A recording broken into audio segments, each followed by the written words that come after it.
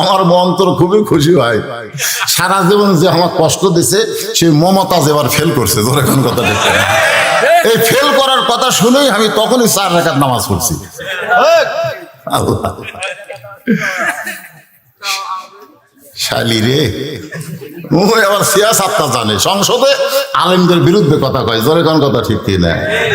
আগে করো রে মন আখেরের কাজ, মমতাজের কথা। আগে করো রে মন আখেরের কাজ, ধ্যান যোগ হয় দিলের নামাজ। ও তোমার পাঞ্জি গানা নামাজ পড়া লাগবে না। ওরে শরীয়তের মৌলানা, চোখ দুইটা করলা কানা। কোরআন হলো 90 পারা, তোমরা খুঁজা পাইলা না। এমন একটা বেজাতা মেয়াকে সংসদে আসন দেওয়া ঠিক না। জোরে কোন কথা ঠিক কি না? আমার ওয়াজ আছে সামনেই, জানুয়ারি মাসের শেষের দিকে ওয়ার এলাকা, ওটি যায় ফাটাফাটি ওয়াজ করবো ভাই। কয়েকদিন আগে মানিকগঞ্জে সাটুরি ওয়াজ করাইছি, কয়েকদিন আগে এই জানুয়ারি মাসের 4 তারিখে গেছিলাম মানিকগঞ্জ।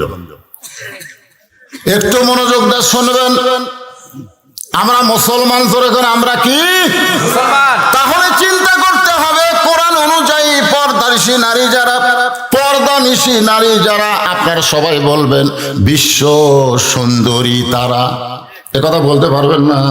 তাহলে জবান খুলে সবাই বলবেন পর্দানিশী নারী যারা, আর যে বলবো বেপর্দা নারী যারা, আপনারা বলবেন বিশ্ব বেহায়া বেহায়া। মাই কিন্তু বোরকা গাওয়াত দিছিল, তোরে কোন ঠিক কিনা?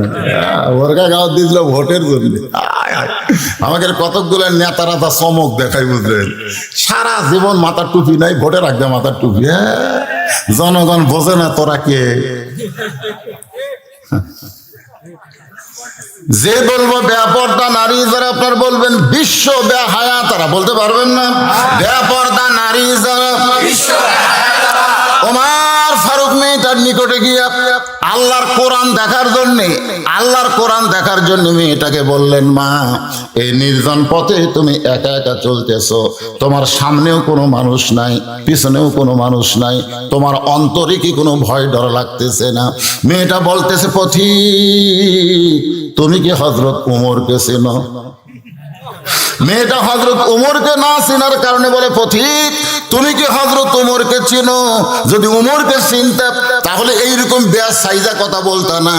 হযরত ওমর যেদিন থেকে আল্লাহর কোরআন দিয়ে রাষ্ট্র চালায়, সেদিন থেকে পৃথিবীর এক প্রান্ত থেকে আর এক প্রান্তে একটা মহিলা যাবে, ওই মহিলার কলিজায় কেবলমাত্র আল্লাহ ছাড়া অন্য কারো ভয় থাকবে না। সেদিন ষোড়শী নির্জন পথে যাবে, সবাই বলেন সেদিন ষোড়শী নির্জন পথে যাবে, কোনো জন কটু কথা কবে না, পথে আর প্রান্তরে সম্পদের মোহে পড়ে খুন আর রাহাজানি হবে না। সবাই বলেন যদি মেনে চলি কোরআন, যদি মেনে চলি কোরআন আর রাসূলের বিধান, সকলেই শান্তিতে থাকবে, বাংলার আকাশে কলেমার পতাকা সেদিন দুলবে। আমি ওয়াজ করতে আসার সময় আপনাকে নন্দীগ্রাম, বলগ্রাম, বলগ্রাম নাম শুনছেন? ওই গ্রামে দেখি যে 10-12 জন ডিউটি দিচ্ছে রাস্তা। আমি গাড়ি থামে বললাম, কে রে ভাই এত লোক রাস্তা কেন? হুজুর গরু চুরি হচ্ছে। হুজুর কি চুরি হচ্ছে? আমি বললাম এই গরু চুরি হওয়ার জন্য কোন জিনিসটা দায়ী করতে চায়? হুজুর এই রাস্তা, এই শালা রাস্তা তেল তেলা হওয়াতে গরু গাড়ি ভুটভুটির উপর তোলে, ট্রাকের উপরে মারে টান। রাস্তা যদি ভাঙ্গা থাকতো তাহলে কিন্তু এত জোরে টান মারবার পারতো না। জোরে কথা কন না কেন? তাহলে আমাদের সরকার রাস্তা দিল, তেল তেলা রাস্তা হলো, কিন্তু রাস্তার মধ্যে কোনো নিরাপত্তা দিল না। চোর ডাকাতের জন্য একটা সুন্দর ব্যবস্থা হয়ে গেছে। জোরে কোন কথা ঠিক না? এই সরকারের আইন দিয়ে চোর ডাকাত বন্ধ করা যাবে না। চোর ডাকাত বন্ধ করতে গেলে আল্লাহর কোরআনের আইন লাগবে। জোরে কোন কথা ঠিক না? ওমর ফারুক বললেন, মা তুমি যে ধীর গতিতে চলতেছ, আমার মনে হয় তোমার ভিতরে কোনো দুঃখ লুকে আছে। দুঃখী যদি না হও তাহলে এরকম ধীর গতিতে কেন হাঁটতেছো? মেয়েটা বলে, পথিক রে, আমি আসলে একজন দুঃখী নারী। আজকে 6 দিন হলে হযরত ওমরকে আমি খুঁজতেছি। আজকে 6টা দিন হয়ে গেল হযরত ওমরকে আমি খুঁজতেছি। ওমর ফারুক বলে, মা তুমি কি ওমরকে চেনো? ওমর হচ্ছে অর্ধ পৃথিবীর খলিফা। সেই ওমরকে যদি দেখবার চাও, পাবার চাও, তাহলে বঙ্গভবনে যাও, গণভবনে যাও, রাষ্ট্রীয় ভবনে যাও। তুমি সেই সকল ভবনে না গিয়া এই 2 রাস্তার মাঝে খুঁজতেছো। ওমর কি গরু ছাগল নাকি যে রাস্তার মধ্যে খুঁজে খুঁজে তুমি ওমরকে পাবে? মেয়েটা বলে, পথিক রে, তুমি জানো না আল্লাহর কোরআন দিয়ে যখন রাষ্ট্র চলবে তখন নেতা খোঁজা লাগবে না, নেতারাই দুঃখী মানুষকে খুঁজে বেড়াবে। লিল্লাহ আল্লাহর কোরআন দিয়ে যখন রাষ্ট্র চলবে তখন নেতা খোঁজা লাগবে, নেতারাই দুঃখী মানুষকে খুঁজে বেড়াবে। আর বর্তমানে বাংলাদেশে 5 বছর পর নেতারা দুঃখী মানুষকে খুঁজতেছে।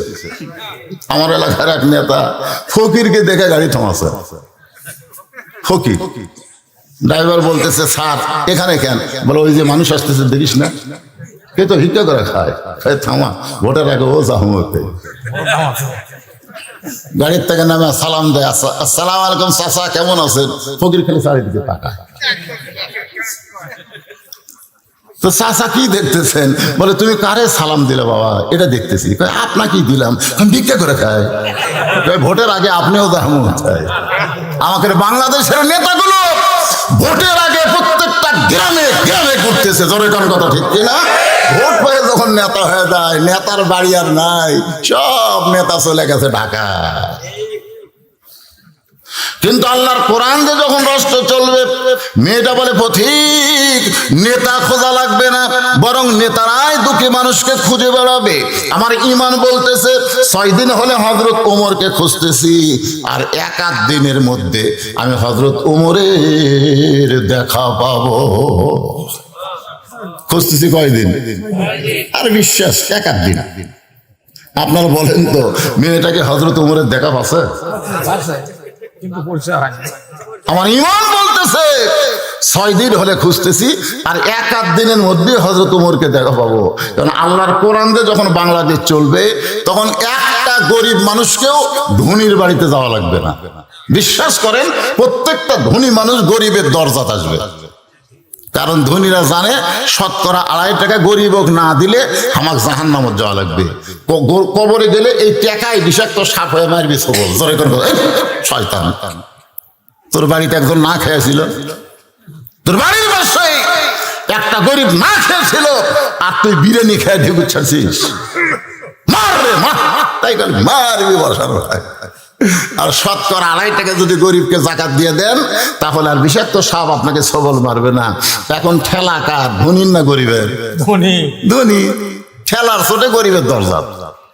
গরিব বলতেছে, মাফ কর, নমুনা। কারণ গরিব জানে আস্তাইনু বিসসবরি ওয়াসসালাহ, যদি কিছু পাবার চাও আল্লাহর কাছে চাও, তোর টাকার কি দরকার? আমার এলাকার এক গরিব আমি দেখছি, যদি খালি বলে জাকাতের টাকা, বুঝাছে জাকাত মানে ময়লা, সেদিন থেকে জাকাতের টাকা নেই না, তোর টাকার ময়লা। এক ব্যাগ টাকা 7 দিন ধরে ঘুরছে, 7 দিন একটা গরিব টাকা নেয়নি। মনের দুঃখে কয়, কোথায় যাই রে আল্লাহ, ধনী না বানা যদি গরিব বানাতে হয়, এই বিপদ থেকে ব্যস্ত। 7 দিন পরে মরুভূমির মধ্যে গেছে, গিয়ে দেখে বস্তা মাথার দিয়ে একজন ঘুম পাড়তেছে, বস্তা মাথার দিয়ে, মনে করছে এটাই গরিব। ওই টাকার ব্যাগ হাতে লেখা, সালাম আলাইকুম। গরিব মাথা তুলে কয়, আলহামদুলিল্লাহ। ব্যাগ এলাকায় কে রে, তোরে সালাম দিলাম, ওয়ালাইকুম আসসালাম না বলে আলহামদুলিল্লাহ কেন? বলে, ভাই রে, 1 বস্তা টাকা নিয়ে 15 দিন হলে ঘুরতেছি রে, ক্লান্ত হয়ে কেবল ঘুমাইছি, তোরে দেখে গরিব মনে করে আল্লাহ শুকরিয়া আদায় করছে। আমি ঘুরি 7 দিন, তুই ঘুরিস 15 দিন, তাহলে গরিব গেল কোথায়? ধৈর্যের নামাজ নিয়ে আল্লাহর কাছে বলতেছে, আল্লাহ তোমার কাছে জানতে চায় গরিব গেল কোথায়। আল্লাহ বলে সুদ ভিত্তিক অর্থনীতিকে মাটির তলে দাফন করে যাকাত ভিত্তিক অর্থনীতি যখন মুসলমান চালু করবে, ওই দেশের জন্য আল্লাহ রহমত বরকতের দরজা খুলে দিবে। জয় করুন সুবহানাল্লাহ। আজকে আমাদের বাংলাদেশে প্রত্যেকটা গ্রামে গ্রামে সুদ আছে না নাই? আপনাকে এলাকার মনে হয় নাই? আল্লাহ রাসূল বলেছেন, আমি সমস্ত পাপের কথা বলতে আমার মুখে কোনো জড়তা আসেনি, কিন্তু সুদের পাপের কথা বলতে আমার মুখে আটকে যায়। সাহাবেরা বলে হুজুর কি এখানে যারা বলবারই সাহস হয় না। সাহাবেরা বলে হুজুর বলেন, হুজুর সুদ খেলে কি হয় একটু বলেন হুজুর। রাসূল বলে কিভাবে বলি রে? সমস্ত সাহাবেরা যদি বলে হুজুর তাহলে আপনি বলবেন না। রাসূল বললেন, সুদের যে 1 টাকা খায় নিজের মায়ের সাথে, যে মায়ের গর্ভে ছিল ওই মায়ের সাথে 42 বার জিনা করার গুনাহ হয়। এই কথা বলি রাসূল মুখ চাপে ধরে সেই কান্না শুরু করছে যে আল্লাহ আল্লাহ আমার উম্মতদেরকে এই পাপ থেকে তুই বাঁচা। রাসূল এই কথা বলে মুখ চাপে ধরে বলতেছে, আল্লাহ আমার উম্মতকে এই পাপ থেকে তুই বাঁচা। হায় হায়, এত বড় পাপ অন্য কোনো কাজে আছে? আর সেই সুদ আমাদের গ্রামগঞ্জে প্রত্যেক বাড়ি বাড়ি ঢুকে গেছে। মনে কষ্ট নিয়েন না বাজান। আমি হাদিস শরীফের ব্যাখ্যা দেখলাম যে সমস্ত পাপ, আপনি যদি মানুষ খুন করেন কেউ যদি না জানে আল্লাহ গোপনে তওবা করলে মাফ করবে। আপনি যদি 1000 জিনা করেন কেউ জানে না, গোপনে তওবা করলে আল্লাহ মাফ করবে। কিন্তু আপনি যদি সুদ খান, আপনি যতই তওবা করেন আল্লাহ আপনাকে মাফ করবে না। কারণ যার কাছ থেকে সুদের টাকা লিছেন তাকে ফেরত দিয়ে তারই পা ধরা লাগবে। ভাই রে, এ ভাই তোর থেকে সুদের টাকা লিছি ভাই, একটু হিসাব করে ফেরত দিলাম ভাই, তুই মাফ কর। ওই যখন মাফ করবে তখন আল্লাহ আপনার তওবা কবুল করবে। এখন কারা কারা সুদ খাচ্ছে চিন্তা করে লাভ নেই, কোনো লাভ নেই। বাদ যাবেন, বাড়ি যাবেন? হ্যাঁ, তার মানে কেউ খায় না তো বাড়ির যাবি কে? এখন যদি কেউ ওঠে বুঝবেন ওই সুদ খায়। তোর মতন সুদের ওয়াজ না শুনলে আল্লাহর কোনো ক্ষতি নাই। জোরে কোন কথা কর না। কিন্তু যারা সুদ খায়, যারা সুদ দেয়, আল্লাহ রাসূল বলেছেন যারা সুদ দেয় তারা যদি তওবা করে আল্লাহ তাদের তওবা কবুল করে তাদেরকে মাফ করবে। যারা খায় তাদের মাফ নাই, যারা দেয় তাদের মাফ আছে। সুবহানাল্লাহ। একটু মনোযোগ দিয়ে শুনবেন। মেয়েটা বলতেছে, পথিক আজকে 6 দিন হলো হযরত ওমরকে আমি খুঁজতেছি, আমার বিশ্বাস আর 1-8 দিনের মধ্যেই হযরত ওমরকে আমি পেয়ে যাবো ইনশাআল্লাহ। সঙ্গে সঙ্গে হযরত ওমর বলতেছেন, মা তুমি যেই ওমরকে খুঁজতেছো আমি হইলাম সেই ওমর। সাল্লাল্লাহু হবেন না? যেই বলে যে তুমি যেই উমরকে খুঁজতেছো আমি হইলাম সেই উমর, সঙ্গে সঙ্গে মেয়েটা বলতেছি আমিরুল মুমিনিন, তাহলে আপনি চোরের মতন একা একা কেন ঘুরতেছেন? চোরের মতন। জোরে কোন কার মতন? আচ্ছা, আপনি অর্ধ পৃথিবীর খলিফা, আপনার কি কোনো চামচা নাই?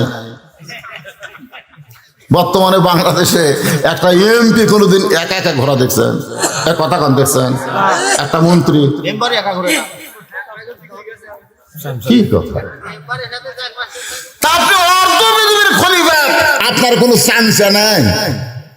ওমর ফারুক চোখের পানি বের করে বলেন, মা চামচা পালার টাকা আমি কোথায় পাবো? কারণ চামচা পালবার গেলে যে টাকা লাগবে সেই টাকা তো আমার নাই। অর্ধ পৃথিবীর খলিফা কেমন ছিলেন? জুমার দিনে যখন খুতবা দিচ্ছেন একজন মুসল্লি দাঁড়িয়ে বলতেছে আমিরুল মুমিনিন আপনার খুতবা আমি শুনবো না। ওমর ফারুক বললেন আমার অপরাধ কি?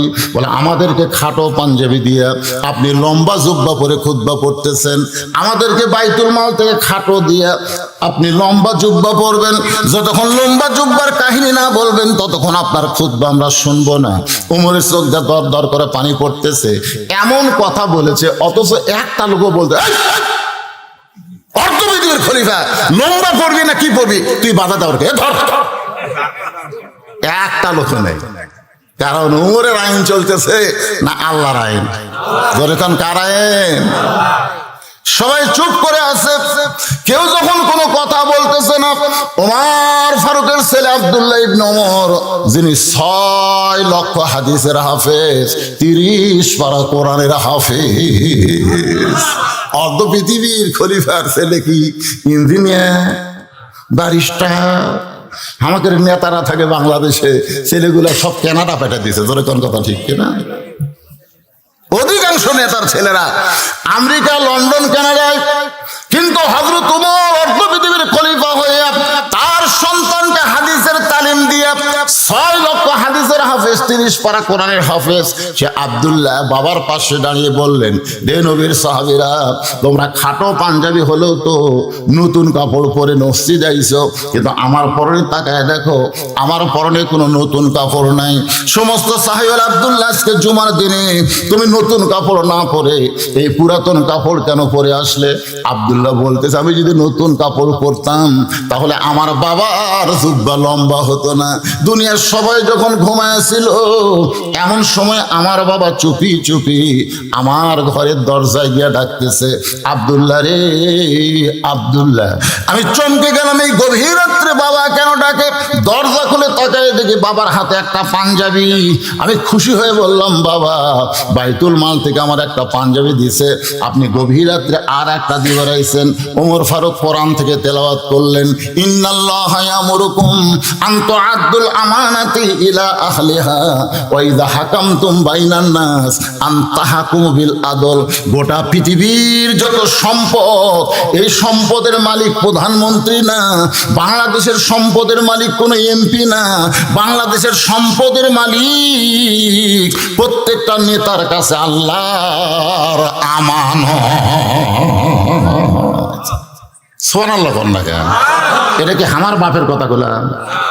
ইন্নাল্লাহা ইয়ামুরুকুম আন তুআদ্দুল আমানাতি ইলা আহলিহা ওয়া ইযা হাকামতুম বাইনান নাস আন তাহকুমু বিল আদল। আব্দুল্লাহ, তোরে আরেকটা দিবে রাইছি, এই পাঞ্জাবিটা হলো আমার। গাইদা দিকে এত খাটো, এ খাটো পাঞ্জাবি দিয়ে কালকে জুমায় খুতবা কেমনে দেব? তোর পাঞ্জাবিটা আমাকে দান করে দে বাবা। আমি আব্দুল্লাহ গভীর রাত্রে আমার বাবারে যখন পাঞ্জাবি দান করলাম, বাবার পাঞ্জাবি আমার পাঞ্জাবি একত্র করে বাবা জুব্বা বানায় সেই জুব্বা পরে খুতবা দেয়। এখন বলো বাবার খুতবা শোনা যায় কি না যায়? সমস্ত সাহাবীরা চিল্লায় বলে, আল্লাহর কোরআন দিয়ে যখন রাষ্ট্র চলবে তখন এমন ভালো নেতা জনগণ দেখতে পাবে। তাহলে বাংলাদেশের ভালো নেতা দেখতে গেলে কিসের আইন লাগবে? জোরে বলেন, যাই বলবেন না মরার আগে বুড়া হয়ে মরবেন। হক কথাটা বলতেও মুখে আসতেছে না, মুখ বন্ধ করে আছেন, থাকেন থাকেন। বহু লোকের হাত পা সবই ঠিক থাকে, কিন্তু মরার 2 দিন আগে জবান যায় কি যায় না? ও করতেছে, কথা কয় না বাড়ি সবাই, সবই ঠিক আছে, কথা কয় না। আল্লাহ বলার কথাই বন্ধ করছি, কারণ মৃত্যুর সময় যখন আজরাইল জান কবজ করবে, ওই সময় যদি আল্লাহ আল্লাহ জিকির করে মারা যায়, সমস্ত পাপ আল্লাহ জিকির করে মরার কারণে মাফ করে দিবে। সুবহানাল্লাহ। আর ওই সময় আর কথা নেই। আজকে যারা কোরআনের পক্ষে কথা বলবেন না, মরার কমপক্ষে 3 দিন আগে আল্লাহ জবান কেড়ে নেবে। এখন কি করবেন বলবেন? হ্যাঁ, না আল্লাহ আল্লাহ না, কোরআনের পক্ষে কথা বলা লাগবে। মানুষের আইন আর আল্লাহর আইন, এই দুইটার মধ্যে আমাদের শিকার কিছু আছে না নাই? একটু মনোযোগ দিয়ে শুনবেন। হযরত ওমর ফারুক বলতেছেন, মা সামসা পালার টাকা তো আমার হাতত নেই, এই জন্য আমি একা একা চোরের মতন ঘুরতেছি। মেয়েটা বলতেছে, আমিরুল মুমিনিন, আপনি হলেন অর্ধ পৃথিবীর খলিফা। ওমর ফারুক বলতেছেন, মা এখন বলো তোমার দুঃখ কি, যে 6টা দিন হলো আমারে খুঁজতেছো? মেয়েটা বলতেছে, আমিরুল মুমিনিন, আমার জীবনের সবচাইতে বড় দুঃখ হলো আমি 6 বছর বয়সে ঈমান গ্রহণ করছি। শুধুমাত্র ঈমান গ্রহণ করার অপরাধে আমাকে 12 বছর জেলখানায় বন্দি জীবন কাটানো হয়েছে। আমির হামজা যখন 3 বছর পরে জেলখানা থেকে বের হলো, তাকে জিজ্ঞাসা করা হলো, তুমি কোন অপরাধে জেলখানায় ছিলে? এটা আমির হামজা বাড়ালো না? 30 মাস। কয় মাস? 30 মাস তুমি জেলখানাত বন্দি ছিলে। তোমার অপরাধ কি? পকেট মারছে, চুরি করছে, কারো বইয়ের দিকে তাকাছে। আমির হামজা চোখের পানি বের করে বলে, শুধু একটাই অপরাধ। মেয়েটা বলতেছে, আমার জীবনের একমাত্র অপরাধ শুধু ঈমান গ্রহণ করার অপরাধে জালেম বাদশা আমাকে 12 বছর জেলখানায় বন্দি রাখছে। কত বছর? শুধু জেলখানার মধ্যে বন্দি রাখে নাই, সকালবেলা 3টা করে চাবুক, বিকালবেলা 3টা করে চাবুক মারছে। আমার দেহের এমন কোনো জায়গা নাই যে জায়গায় চাবুকের আঘাত লাগে নাই। আমির আল মুমিনিন, আমি যে দেশের জেলখানায় বন্দি ছিলাম ওই দেশের নাম হলো রোম দেশ। আপনি যখন রোম পারস্য দখল করলেন, তখন আল্লাহর কোরআন হাতে নিয়ে বললেন, মুসলমান যখন কোনো রাষ্ট্র দখল করে ওই রাষ্ট্র মানুষের আইন দিয়ে চলবে না, ওই রাষ্ট্র চলবে আল্লাহর আইনে। ধরে বলেন, কার আইনে? আর আল্লাহর আইন দিয়ে যখন রাষ্ট্র চলবে ওই রাষ্ট্রের মধ্যে কোনো জেলখানা থাকবে না। জেলখানা থাকলে মানুষ অপরাধী বেশি হয়। চুরি করে জেলখানা গেছে, রাত্রে ডাকাতের কাছে আর বিছনা, রাত্রে শোয়ার সময় একটা বিছনা হয় না, যার কাছে সুবিধা এলো ডাকাত।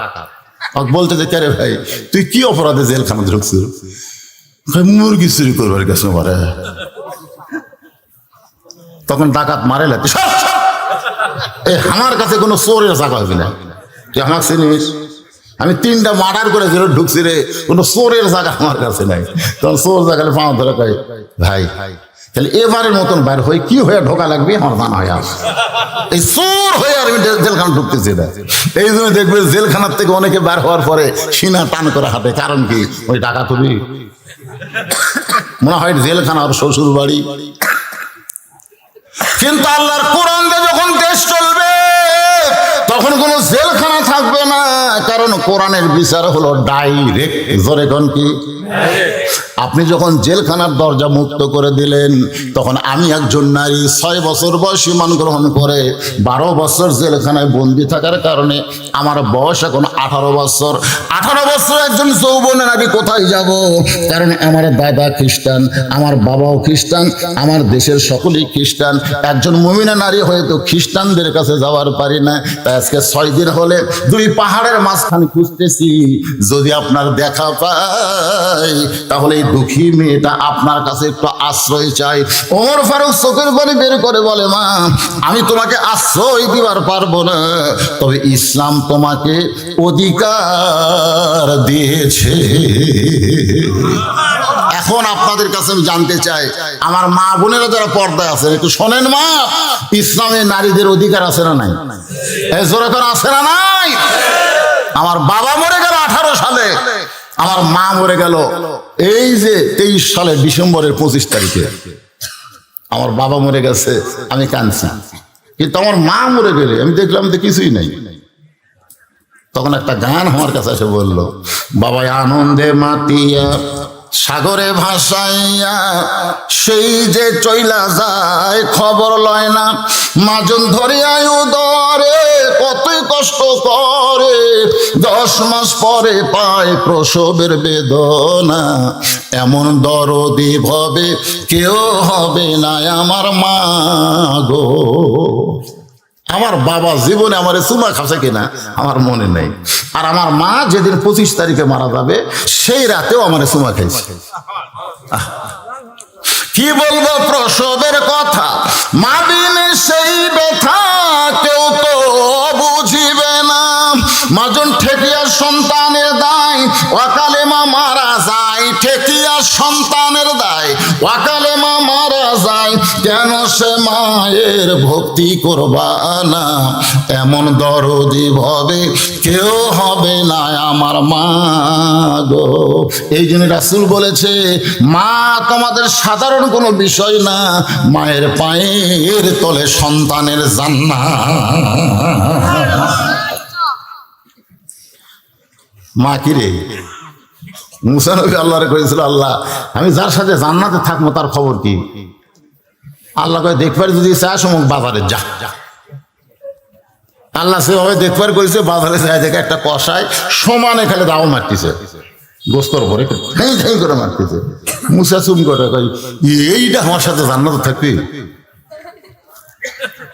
কালিমুল্লাহ আল্লাহকে বলতেছে, আল্লাহ মানুষ আর খুঁজে ফেলা না, এই কষায় আল্লাহ বলে জানবার চাইছিস বলে তোর জানাইলাম, তদন্ত কর।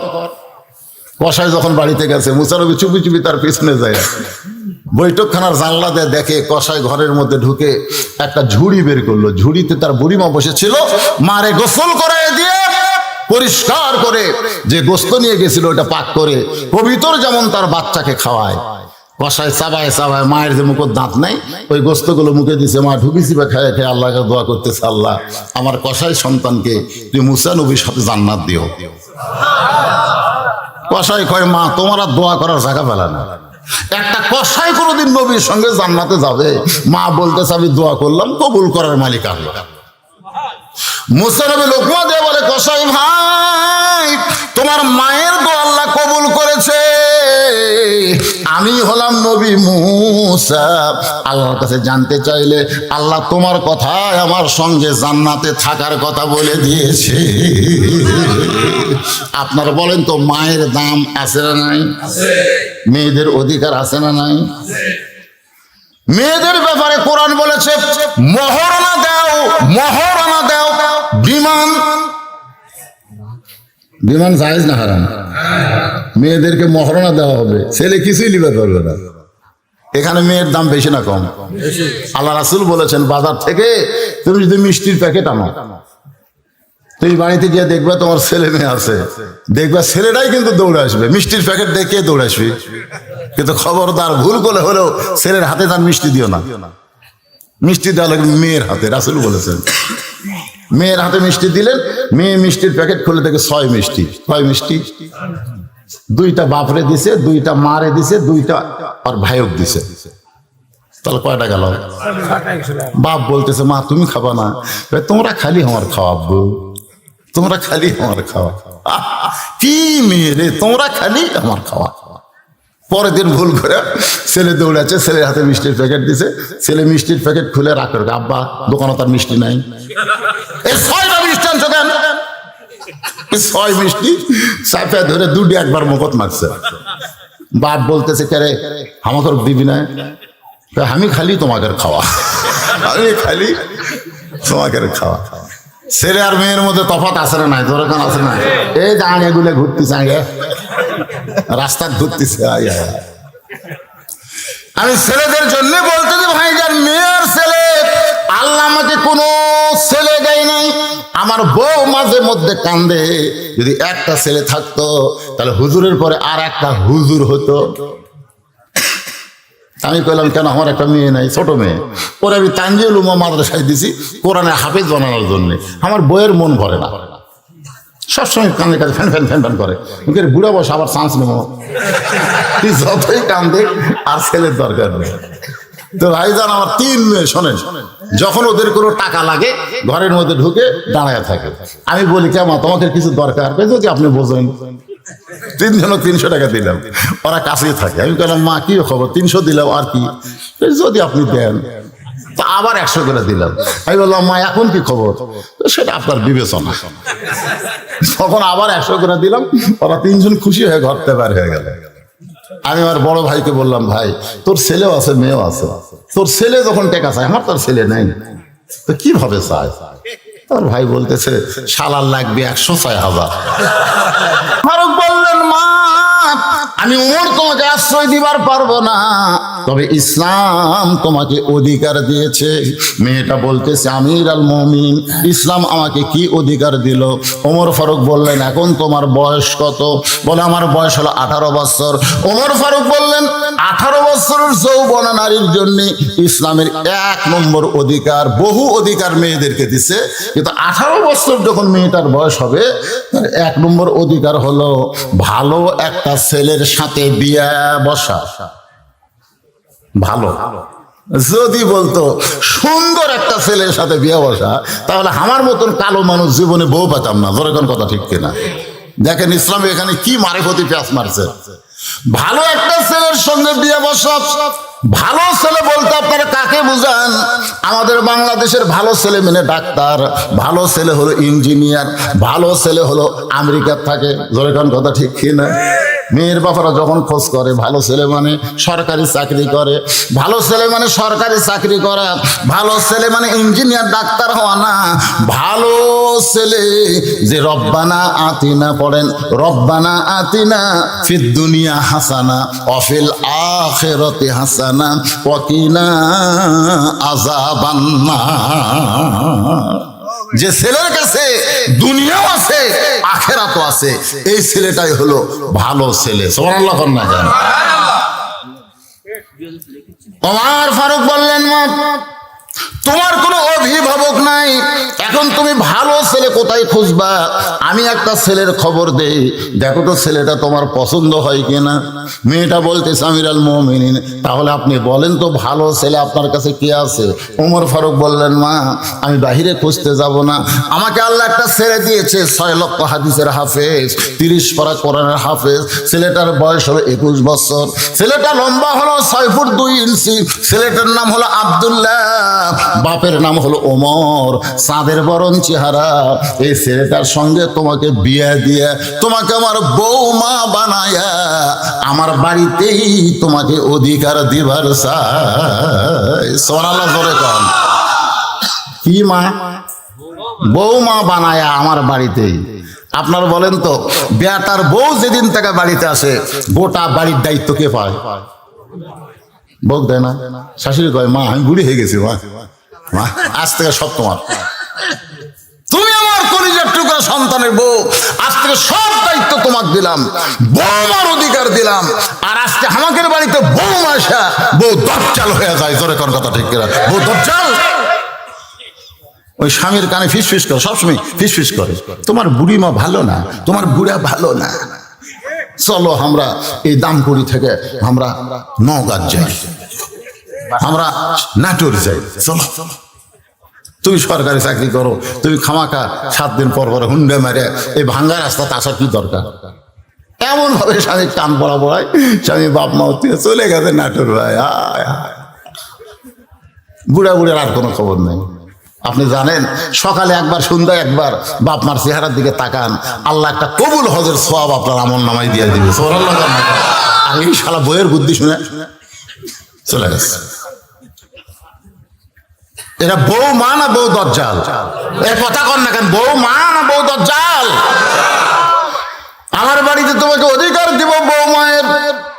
মেয়েটা হেজাবের ভিতর থেকে বলে, আমিরুল মুমিনিন আপনি না বলেছেন ভালো একটা ছেলের সঙ্গে বিয়ে বসার অধিকার আছে, আপনার আব্দুল্লাহর চাইতে ভালো কোনো ছেলে কি দুনিয়াতে নাই? ওমর ফারুক বললেন, মা আমার এই 2 চোখে আমার আব্দুল্লাহর চাইতে ভালো কোনো ছেলে পড়ে না। মেয়েটা বলতেছে, আমি একটা ছেলের নাম বলবো, দেখেন তো ছেলেটা কেমন। ওমর ফারুক চমকে উঠছে, 6 বছর বয়সে জেলত গেছে আর 12 বছর জেলখানায় বন্দি, এর কাছে ভালো ছেলের খবর কেমনে থাকবে? ওমর ফারুক উৎসাহ নিয়ে বললেন, বলেন তো মা সেই ছেলেটার নাম কি? মেয়েটা বলতে, ছেলেটার নাম হইল হুসাইন, মায়ের নাম হলো ফাতেমা, বাবার নাম হলো হযরত আলী, আর নানার নাম হলো মুহাম্মাদুর রাসূলুল্লাহ। এখন আপনি বলেন তো, আপনার আব্দুল্লাহ আর হোসাইন এই দুটোর মধ্যে কোনটা ভালো? না আপনাদের গ্রামের ইঞ্জিনিয়ার আর একটা হলো হাফিজ সাহেব, ছোট থেকে দাঁড়িয়ে হতে পারে, একদিনও কামায়নি। ওই পেশাব করবে গেল মাথার টুপি দিয়ে পেশাব করে, ওই জীবনে স্কিন প্যান্ট পরেন, ঢিলা পায়জামা পড়ছে, পেশাব করে পানি লাই। ওই যন্ত্র কোনোদিন কষ্ট দেয়নি, সবসময় ঢিলা লালার মধ্যেই থোছে। আরে ভাই, আর এই স্কিন প্যান্ট পরে পেশাব করে খাড়া হয়ে পানি লাই না, টপ টপ করে পেশাব দিয়ে আর ওই যে নিষ্কের জাঙ্গে ওটা ভিজে গেছে। তো পেশাবটা যদি ভিজা যায় ওটা কিন্তু শুকিয়ে গেলে ওর জীবাণু মুক্ত হয় না, ওই জায়গায় ছোট ছোট জার্ম পয়দা হয়, অতি সূক্ষ্ম জীবাণু। ওই জীবাণু পেশাবের ছিদ্র দিয়ে ভিতরে ঢুকে ওই গোড়ার যে রগগুলো আছে এই রগগুলো কাটিয়ে দেয়। কিছুদিন পরে দেখা যাচ্ছে বাইলিয়া মাতের মতন আগা মোটা গোড় আছে, কোন চেতে না।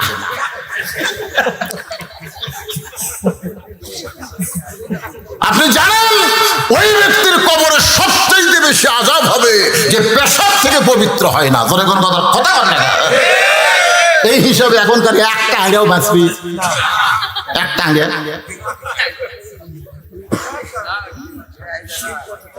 একটা যুবকও বাঁচবে না যারা খাড়া হয় পেশাব করে। এমন ফুলবান করছে যন্ত্রটা একটু বাতাস পাবি তাও পাবি না, চাপিয়ে দিয়ে থসে। এখন হযরত ওমর চোখের পানি বের করে বলতেছেন, সাইদুস শাবাবে আহলিল জান্নাহ হাসান হোসেন রাদিয়াল্লাহু তাআলা হুমা, ও মা আমার আব্দুল্লাহ তো দূরের কথা, জান্নাতি সমস্ত যুবকের সর্দার হবে হাসান আর হোসাইন। একদিন আসরের নামাজ 4 রাকাত না, প্রথম রাকাতের সেজদায় রাসূল 3 বার সুবহানাল্লাহ আলাপ আছে, কিন্তু দ্বিতীয় রাকাতের সেজদায় 100 বার উমর ফারুক সুবহানাল্লাহ আলাপ হয়, কিন্তু সেজদা থেকে নবী মাথা তোলে না। দ্বিতীয় রাকাতও ঠিক, তৃতীয় রাকাতও ঠিক, চতুর্থ রাকাতও ঠিক, কিন্তু প্রথম রাকাতেই বেকায়দা। সালাম ফেরানোর সাথে সাথে ওমর বলতেছি, ইয়া রাসূলুল্লাহ বিনয়ের সাথে বলতেছি, মনে কষ্ট নেবেন না, প্রথম রাকাতের প্রথম সেজদায় 3 বার সুবহানাল্লাহ আলা কইলি আপনি সেজদা থেকে মাথা তুললেন, কিন্তু পরের সেজদায় 100 বার কইলাম তাও সেজদা থেকে মাথা তুলেন না, কারণ কি?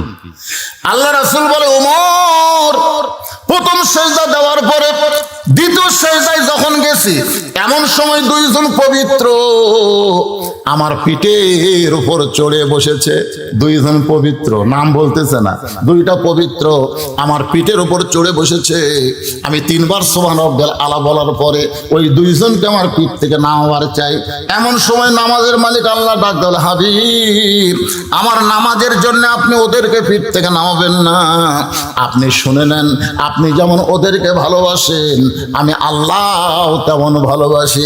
শুধু ভালোবাসি না, ওই দুইজন পবিত্রকে আমি জান্নাতি যুবকদের সরদার বানায়া দিছি। লিল্লাহি একজনের নাম কি? হাসান, আর একজন হোসাইন। আমার আব্দুল্লাহর খাওয়া আছে। আমি জীবনে কোনোদিন ঘটকালি করি নাই, আজকে প্রথম ঘটক হইয়া তোমার ব্যাপারে আমি হোসেনের কাছে যাব। পরন্ত বিকাল বেলায় হযরত ওমর হযরত আলীর দরজায় গিয়া সালাম দিলেন, আসসালামু আলাইকুম ইয়া আহলাল বাইত আম্মা সাইলা ফালা তানহার। হযরত আলী ঘরের ভিতর থেকে চমকে গেল, কে রে ওমর ফারুকই তো সালাম দিল, কিন্তু এই ফকিরের আয়াত কেন পড়লো? যেরকম কিসের আয়াত? আম্মা সাইলা ফালা তানহার, তার বাংলা অর্থ হলো সাইলকারীকে ফিরিয়ে দাও না। হযরত আলী ঘর থেকে বের হয়ে সালামের উত্তর দেওয়া, আমিরুল মুমিনিন আপনি কবে থেকে আবার ফকির হলেন? ওমর কান্দের বলে, আলী রে এই ফকিরকে ফিরা দেশ না আলী, এই ফকিরকে ফিরে দেশ না। আলী বলতেছে, আপনি কি বলেন, আপনি কিসের ফকির? বলে, আমি জীবনে কোনোদিন ঘটকালি করি নাই, আজকে তোর হোসেনের ব্যাপারে একটু ঘটকালি করবার চাই। আলী বলতেছেন, আপনার মতন মহান ব্যক্তি যখন ঘটক হবে তাহলে পাত্রী অবশ্যই ভালো হবে। ওমর ফারুক বললেন, 1 নম্বর গুণ 6 বছর বয়সে ঈমান গ্রহণ করেছে। 2 নম্বর গুণ হলো 12 বছর ঈমানের পরীক্ষা দিয়েছে। লিয়াবলুয়াকুম পড়েন, লিয়াবলুয়াকুম আইয়ুকুম আহসানু আমালান ওয়া হুয়াল আজিজুল গফুর। সকালবেলা 3টা করে চাবুক মারছে, বিকেলবেলা 3টা করে চাবুক মারছে। দেহের এমন কোনো জায়গা নাই যে জায়গায় মেয়েটার চাবুকের আঘাত লাগে নাই। আলী আমার আব্দুল্লাহকে সেই মেয়েটার সঙ্গে বিয়ে দিবার চাইলাম, কিন্তু মেয়েটা আমার আব্দুল্লাহরে পছন্দ করলো না, তোমার হোসাইনকে মনে মনে করছে কামনা। এখন তুমি যদি রাজি হও তাহলে হোসেনের সঙ্গে ওই মেয়েটার বিয়ে আমি দিবার চাই। আলী বললেন, ওয়াল্লাহি ওই আল্লাহর শপথ করে বলতেছি, এমন একটা মেয়ের খবর আপনি আমাকে দিলেন, আমি মনে মনে এমন একটা বউ খুঁজতেছিলাম। ওমর ফারুক বলে, আলী ভাই তাহলে তো আমার ঘর তেলে আল্লাহ কবুল করছে, আসো। আলীকে বুকের মধ্যে নিয়ে কোলাকুলি করতেছে। হায় হায় রে, কি খুশি দুই মুরব্বী। এমন সময় হোসেন বের হয়ে সালাম দেখায়, মুরব্বীরা আপনার যে হবে কোলাকুলি করতেছেন, মনে হয় বিয়ে আপনারাই করবেন। ওমর ফারুক রাস্তাতে গেলে শয়তান কয়দিন যায় না। সেই ওমর চেহারা আমি আর তোমার বাপ মিলে যে সিদ্ধান্ত নিয়েছে, আমরা মুরব্বী না, আমাদের সিদ্ধান্ত তুমি মানবা না? হোসেন মুসকে মুসকে হাসার বলে, রাগ হয়ে লাভ নাই, আপনার দুইজন আমার মুরব্বী আমি জানি এবং সম্মান করি, কিন্তু আসল মুরব্বী হিসাবে কেবলমাত্র আমার নানা ছাড়া পৃথিবীর অন্য কাউরে মানা যাবে না। একটা হলো জানা, একটা হলো মানা। আল্লাহ কোরআনে বলেছেন, কুল হে রাসূল আপনি বলেন, ইন কুনতুম তুহিব্বুনাল্লাহ ফাত্তাবিউনি, যারে তারে মানলে হবে না। কাদরিয়া, চিশতিয়া, নকশবন্দিয়া, মুজাদ্দিদিয়া, হানাফি, হাম্বলি, শাফি একটাও না। আল্লাহর আনুগত্য করো, নবীর তরিকা মোতাবেক চলো। জোরে কোন কথা ঠিক না? নবীর তরিকা, নবীর তরিকা। এত তরিকা বানানোর কথা তো ইসলামে নাই। হুজুর আপনি কোন তরিকা? ঈমান নষ্ট করার প্রধান কারণই হলো এই তরিকা পাল্টা। ভাই নকশবন্দি তরিকা রে, তুই কি? আমি চিশতিয়া। তুই কি? কয় মুজাদ্দিদি। সাফাত লাত্তি খাবো।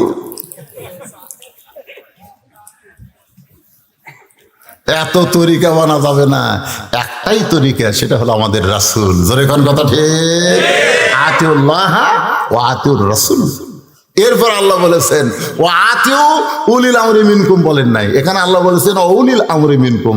আতিউ শব্দ আল্লাহ উল্লেখ করেন নাই, কারণ তোমাদের আমিরকে তোমরা মানো ততক্ষণ মানবা, আমির যতক্ষণ রাসূলকে মানবে।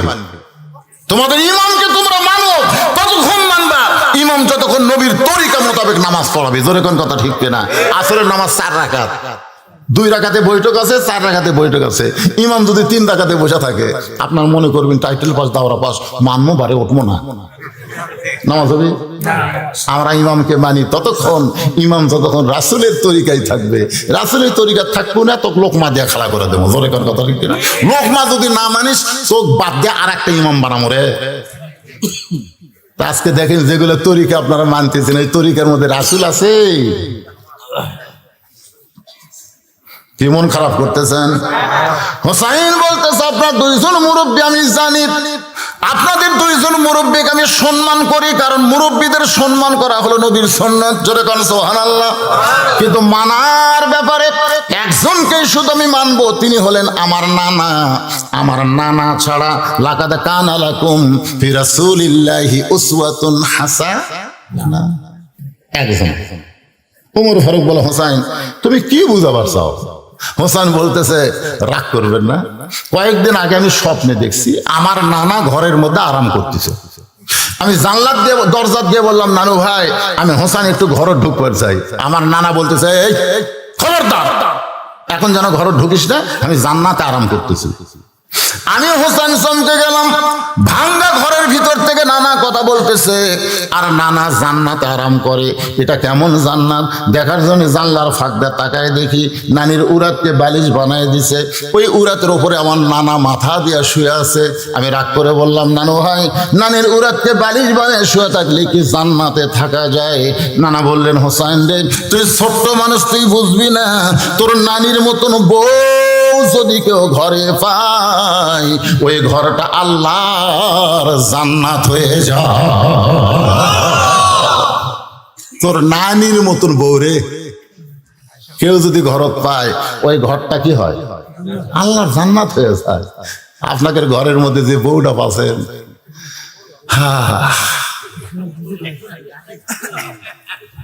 আপনি এশার নামাজ পড়লেন মসজিদে, বাড়ি যাচ্ছেন আর চিন্তা করতেছেন, আমি তো নামাজ পড়লাম মসজিদে, আমার বউ তাহলে যায় নামাজের উপরে আসে। কারণ মেয়ে মানুষের তসবিহ তেলাওয়াত একটু বেশি করে। কিন্তু ভাই বাড়ির পাওতে দেখেন আপনার বাড়ির মধ্যে থেকে হরি হরি হরি হরি হরি হরি।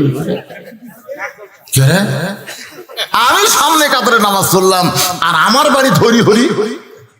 ঘরের মধ্যে ঢুকে দেখেন আপনার ম্যাডাম স্টার জলসা জি বাংলা দেখতেছে, চিল্লাই বলবেন আমার ঘর আল্লাহ জাহান্নাম বানায় দিছে তোর মতন বউ হওয়ার কারণে। জোরে কথা কন না কেন?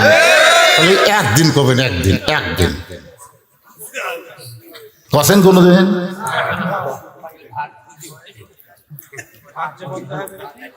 ভাত বন্ধ হবে কে রে?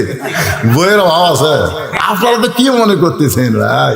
সকালে বেলা বউ ছাড়া দিবেন, বিকালে 3 জন ঘটক আসবে। আপনি জানেন ছাড়া দেননি থেকে বুঝতে পারতেছেন না।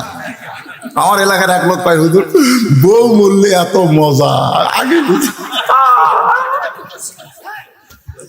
এটা কোনো মাল হলো কে রে?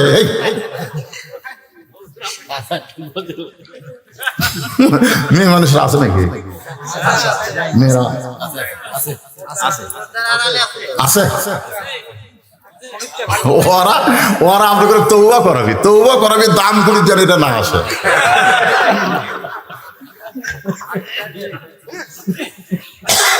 হোসেন দৌড়ে গিয়া বাবার বুড়া আঙ্গুল ধরছে, হযরত আলীর বুড়া আঙ্গুল চেপে ধরে বলতেছে বাবা আপনি সত্যি করে বলেন তো আমার মা আপনার কেমন বউ?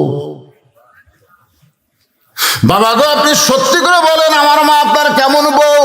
এই কথা যখন হোসেন বলতেছে তখন মা ফাতেমা দুনিয়াতে নাই, দুনিয়া থেকে বিদায় নিয়েছে। যার কারণে হোসেন বলতেছে বাবা আপনি সত্যি করে বলেন তো আমার মা আপনার কেমন বউ? আমার মায়ের মতন বউ পাওয়ার কারণে আপনার ভাঙ্গা ঘর যদি আল্লাহ জান্নাত বানায় দেয়, আমার নানা বিয়ে করার পরে নানার ঘর যদি আল্লাহ জান্নাত বানায় দেয়, আমিও সিদ্ধান্ত নিয়েছি আপনি যেমন বিয়ে করছেন আমার নানা যেমন বিয়ে করছে আমি হোসাইন তেমন একটা বিবাহ করতে চাই। কারণ বউ যদি ভালো হয় সেই স্বামী আল্লাহর ওলি হয়, আর বউ যদি খারাপ হয় আর দুনিয়াও শেষ আখিরাতও শেষ। ওমর ফারুক চোখের বাড়ি বের করে বলে হোসাইন আমি যে মেয়েটার ঘটকালি করতেছি এই মেয়েটা খুব ভালো হবে বাবা, এই মেয়েটার যদি তুমি বিয়ে করো তাহলে তোমার নানার মতন তোমার বাবার মতো তুমি একটা ভালো বউ পাইবা। হোসেন বলতেছে আমিরুল মুমিনিন আপনি মনে কষ্ট নিয়েন না, আমি সেই মেয়েকে বিয়ে করব যে মেয়েটা আমার 3টা প্রশ্নের উত্তর দিবার পারবে, আমি যারে তারে বিয়ে করব না, যেই মেয়েটা 3টা প্রশ্নের উত্তর দিবে আমি তাকে বিয়ে করব। ওমর ফারুক বলে বাবা কি 3টা প্রশ্ন করবা? হোসেন বলতেছে দুনিয়ার কোন মানুষের কাছে প্রশ্ন আউট করব না, আমি যাকে বিয়ে করব তার কাছেই শুধু প্রশ্ন করব। ওমর ফারুক বলে আলী রে কি 3টা প্রশ্ন করবে হোসাইন তোমার কি জানা আছে? হযরত আলী বলতেছে জীবনের প্রথম শুনলাম। ওমর কান্দারে বলে যে প্রশ্ন আমিও জানি না তুমিও শোনো নাই, তাহলে মেয়েটা কেমনে উত্তর দিবে? আমার ঘটকালি আল্লাহ কবুল করে নাই। হযরত ওমর কাঁদতে কাঁদতে মেয়েটা যেই ঘরে সেই দরজায় গিয়ে বলতেছে মা আমার আব্দুল্লাহর সঙ্গে বিয়া বস, তোর জীবন ধন্য হয়ে যাবে। মেয়েটা বলতেছে খালি একটা বার বলেন আপনার আব্দুল্লাহ হোসেনের চাইতে ভালো, তাহলে আমার কোনো আপত্তি নাই। ওমর ফারুক বলে মা আমি কেমনে বলবো যেটা ঠিক না সেটা কেমনে বলবো? মেয়েটা বলতেছে তাহলে হোসাইন ছাড়া দুনিয়ার অন্য কোন আব্দুল্লাহর সঙ্গে আমি বিবাহ বসবো না। ওমর ফারুক বলে মা হোসেন সেই মেয়েকে বিয়ে করবে যে মেয়েটা 3টা প্রশ্নের উত্তর দিবার পারবে, যে প্রশ্ন আমি জীবনেও শুনি নাই তার বাবাও জানে না, তাহলে তুমি কেমনে উত্তর দিবা? মেয়েটা ঘরের ভিতর থেকে বলতেছে আমিরুল মুমিনিন হোসেন কি 3টা প্রশ্ন করবে আমি জানি না, তবে আমার ঈমান বলতেছে আমি না পারলেও আমার আল্লাহ পারাবে।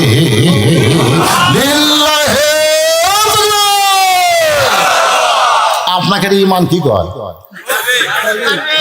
5 তলার উপরে উঠে মাঘ মাসের সেই শীত ভাই 1.5 লাখ টাকার খাট 12,000 টাকার কম্বল পড়ে তার মানে 9টার সময় দিয়ে বলতেছে আমার বাড়ি আমার ঘর আমার নামাইকে, আমার নামাইকে রে, আমার বাড়ি আমার ঘর। ভিত সেইরকম মজবুত দিছি রে, 5 কোটি টাকা খরচ করে 5 তলা বানাছে, আমার বাড়ি আমার ঘর। 2 কান্দে 2 ফেরেশতাকে আল্লাহ এই শয়তান কি করল? এই শয়তান যে বলতেছে আমার বাড়ি আমার ঘর আমার নামাই কই, আল্লাহ বলতেছে ইন্নাল্লাহ আমার সবিরি, একটু ধৈর্য ধর। রাত 3টার সময় একটা ভূমিকম্প, ধরে কোন কি কম্প? 10 সেকেন্ডের একটা ভূমিকম্প, ওই এত ফোর্সে নামছে বুঝলেন, কম্বলের মধ্যে লুঙ্গি খুলে আছে ওটাও পরার টাইম পায়নি। ফেরেশতারা বলতেছে আল্লাহ নামাইলা তাই বলে ন্যাংটা করে নামাইলা। আল্লাহ বলতেছে জনগণ যদি নামাবার না পারে তাহলে হামাকি নামান লাগবে, আর আমি যদি কাউকে নামাই তাকে ভালো অবস্থায় নামাই না, ন্যাংটা করেই নামাই।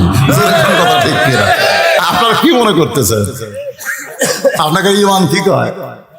হবি না হুজুর, হবি না, এটা মুসলমানের ইমান কয়।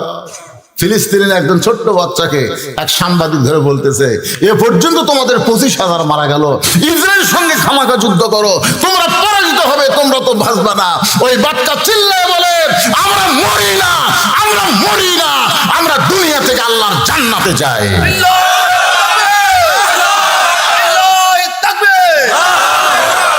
আমরা জান্নাতে যাই, তোমরা জানো না তো, তোমরা তো ওই রাস্তা চিনো না। আল্লাহ কোরআনে বলেছেন ওয়ালা তাকুলু লিমান ইউকতালু ফি সাবিলিল্লাহি আমওয়াতুন বাল আহইয়াউ ওয়ালাকিন লা তাশউরুন। আপনার কি বলেন তো, মায়ের একটা বাচ্চা যদি লিভার চাই, কোনোদিনও বাচ্চা হয়নি, সেই মাও বাচ্চা এমনি আগে রক্ত যায় না, বাচ্চা যখন টান দিয়ে বের করতেছে তখন ফ্যাটে রক্ত বের হয় না, কথা কর না কেন ভাই রে, রক্ত দিয়ে মেখে যায়। এখন এত রক্ত বাচ্চা নেব না, এই কথা বলে তুই মা হবু? তোর পায়ের তলে সন্তানের জান্নাত, তুই মা হবু? একটু ধৈর্য ধর। আজকে ফিলিস্তিনের রক্ত দিকে মনে করেন না যারা পরাজিত হবে। মা যেমন একটা সন্তান পায়, গোটা পৃথিবী ইমাম মেহেদী সাল্লাল্লাহু আসার কারণে মুসলমানের পায়ের তলে আল্লাহ দিয়ে দিবে।